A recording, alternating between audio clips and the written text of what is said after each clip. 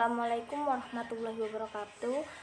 Kami di sini dari kelompok 8 yang beranggotakan saya sendiri yaitu Triwulan Hayati dan teman saya yaitu Wawan Warsudi serta Justika Erlin Juwita. Di sini kami akan mempresentasikan makalah kami yang berjudul Reorientasi Peran dan Fungsi Guru di Era Globalisasi. Baik, yang pertama di sini saya akan menjelaskan dasar pemikiran peran dan fungsi guru di era globalisasi.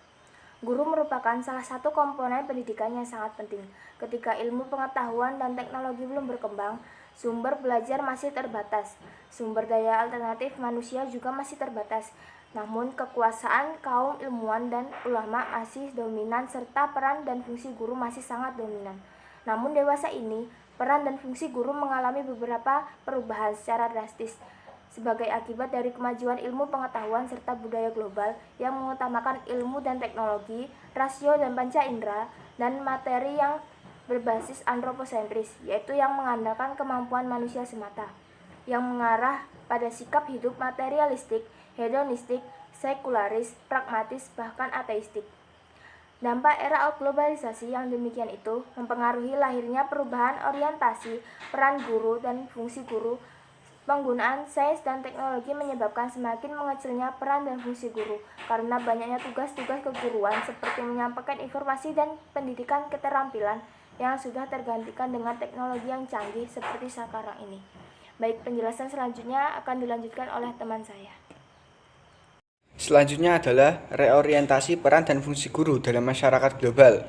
Guru di era global itu punya tugas untuk memberikan pendidikan bermutu secara profesional dengan memiliki sumber daya manusia yang berkualitas. Sedangkan sumber daya manusia yang berkualitas itu memiliki ciri. Yang pertama, memiliki dan menguasai keahlian dalam bidang ilmu pengetahuan dan teknologi. Yang kedua, mampu bekerja dengan orientasi mutu dan keunggulan. Yang ketiga, mampu bersaing secara global dan keahlian. Sementara hal yang harus dimiliki guru untuk menghadapi era globalisasi itu ada 9. Yang pertama, kemampuan antisipasi baik di dalam maupun di luar pembelajaran. Yang kedua, kemampuan mengenali dan mengatasi masalah. Dalam mengenali dan mengatasi masalah, kita harus dekat terlebih dahulu kepada peserta didik agar kita mampu menyelesaikan dengan mudah. Selanjutnya adalah kemampuan mengakomodasi. Dalam mengakomodasi, kita harus paham akan peserta didik, perbedaan peserta didik, sehingga kita mampu menentukan teknik pembelajaran mana yang tepat dan efektif untuk peserta didik kita. Selanjutnya adalah kemampuan melakukan reorientasi. Dalam reorientasi ini, maksudnya adalah target guru dan berupaya mewujudkannya. Jadi target guru itu apa untuk peserta didik ke depannya, lalu harus diterapkan dan diwujudkan. Selanjutnya adalah kompetensi generik. Ini kemampuan yang dimiliki guru.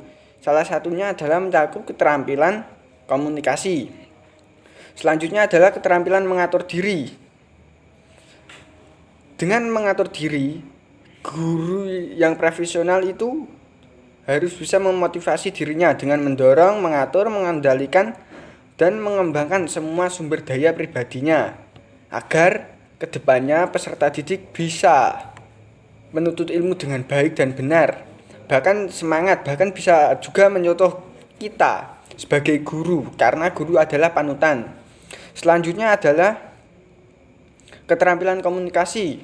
Guru tanpa komunikasi itu kuranglah baik atau pembelajaran juga kurang efektif. Jadi perlu adanya guru yang profesional itu dengan berkomunikasi dengan yang baik. Selanjutnya adalah kemampuan mengelola orang dan tugas.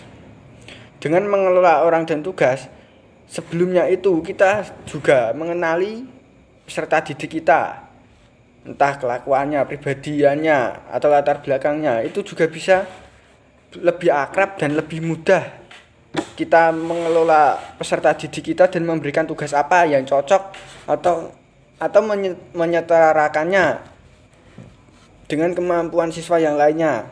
Selanjutnya adalah kemampuan mobilisasi, pengembangan dan perubahan. Guru harus melakukan kegiatan kreatif, menemukan strategi, metode, cara-cara baru dalam pembelajaran agar pembelajaran tidak bosan atau tidak membosankan dan minat belajar peserta didik bisa lebih tinggi lagi. Selanjutnya adalah di era globalisasi, karakteristik guru harus jelas dan tegas dan juga dipertahankan. Salah satunya itu memiliki ilmu pengetahuan teknologi yang mumpuni. Yang kedua, memiliki kepribadian yang kuat dan baik. Yang ketiga, memiliki keterampilan membangkitkan minat peserta didik dalam ilmu pengetahuan dan teknologi. Yang pertama, memiliki ilmu pengetahuan dan teknologi yang mumpuni. Guru harus mempunyai ilmu teknologi yang mumpuni agar tidak dipandang remeh ataupun tidak disepelekan oleh peserta didik kita. Yang kedua, memiliki kepribadian yang kuat dan baik. Bila kita memiliki kepribadian yang baik dan kuat, otomatis kita menjadi panutan bagi peserta didik kita. Yang ketiga, memiliki keterampilan dan membangkitkan minat peserta didik dalam ilmu pengetahuan dan teknologi. Kalau kita mempunyai kepribadian yang kuat dan baik, otomatis keterampilan membangkitkan minat peserta didik kita lebih mudah.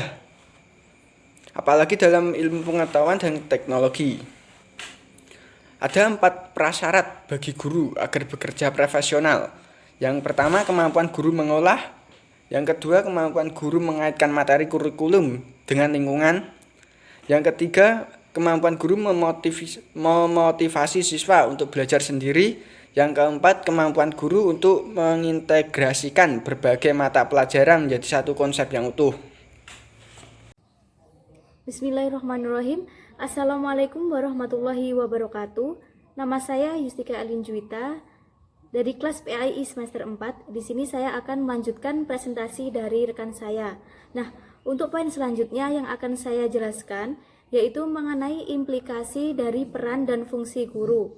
Nah, peran dan fungsi guru berdasarkan perspektif Islam memiliki implikasi yang luas. Nah, implikasi dari peran dan fungsi guru bukan menempatkan sebagai agen pembelajaran yang tunduk pada hukum transaksional profesional, melainkan sebagai pengembang tugas suci, yaitu menyelamatkan manusia dari kehancuran dan membawa menuju kemajuan dan keadaban. Nah, seiring berjalannya waktu, maka akan tercipta pembelajaran yang efektif dengan memahami situasi belajar, merencanakan pembelajaran, merencanakan tugas-tugas, melaksanakan KBM, mengevaluasi, dan menindaklanjuti. Nah, konsep guru dalam Islam akan memiliki implikasi terhadap profesionalitas keguruan, baik dari segi penguasaan ilmu, peningkatan modal belajar, menyenangkan para siswa, mencerahkan akal, jiwa, dan hati, serta senantiasa mengembangkan ilmunya sepanjang hayat.